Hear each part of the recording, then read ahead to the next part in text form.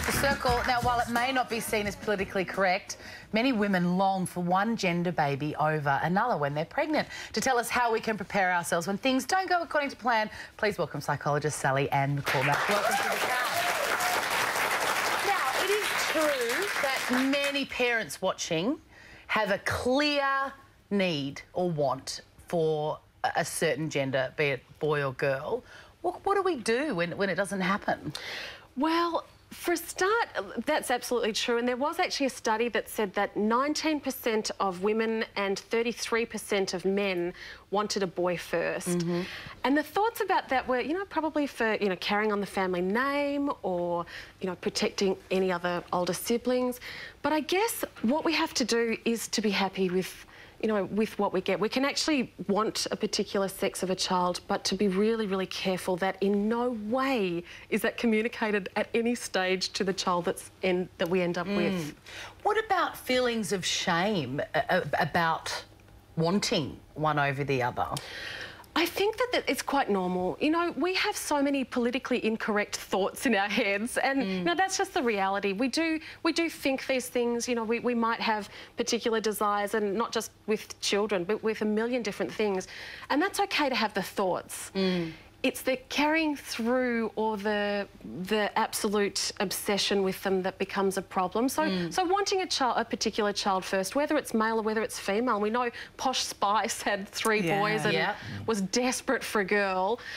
That's okay to have that thought. I worry about it being made public. Well, what about the Grazia article that we've all read, and it was a journalist talking about her desire to wanting to have a girl, but had another boy, and she's actually put pen to paper and published it. I was actually quite disturbed by that, not because of her thoughts, because again, that's normal. People do have preferences. I really genuinely didn't, but I understand that a lot of people do. My issue with that Grazia article, where she actually wrote down, and she said, I'm prepared for the backlash, but she said, I really desperately wanted my second child to be a girl. I was told that I was going to have a girl at some stage by a fortune teller or something, psychic.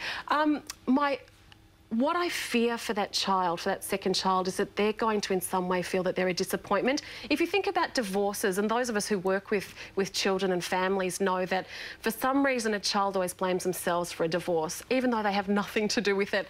Imagine reading an article that you were supposed to be a girl and you weren't. I still feel guilt, and I'm sorry about this, Mum, but I still feel guilt when my mum said I missed lunch that day because I had you, and I felt guilt as a child. I know, my mum's going to kill me for that, but I felt guilty about that at different times when I thought about it over the years. Now, how ridiculous now, and you know what, my mum can do without lunch occasionally. I love you, Mum. We did a sketch back on Fast Forward years ago with this exact topic, where a woman was changing the baby's nappy with a friend, and the mother looked down and went, oh, look, the baby's got a bit of a rash, and the other woman said, no, that's a penis. So is there so if you're in that situation, should you seek help? What should you do? Look, I think for a start, don't publicise it. Don't let everyone know, and certainly don't take it out on the child. There was actually a really interesting story recently too about a family that had 2 boys, and their 3rd child, they actually chose not to give it a sex at all. It does have a sex, but they haven't actually told anyone. They've named the baby Storm and haven't told anyone the sex of the child. So that's confusing. And exactly. And my issue with that too, their reason was that they didn't want to put gender stereotypes onto a child. But my concern with that is that the child is then not proud of who he or she is, because we're hiding it. So we really have to be careful as parents.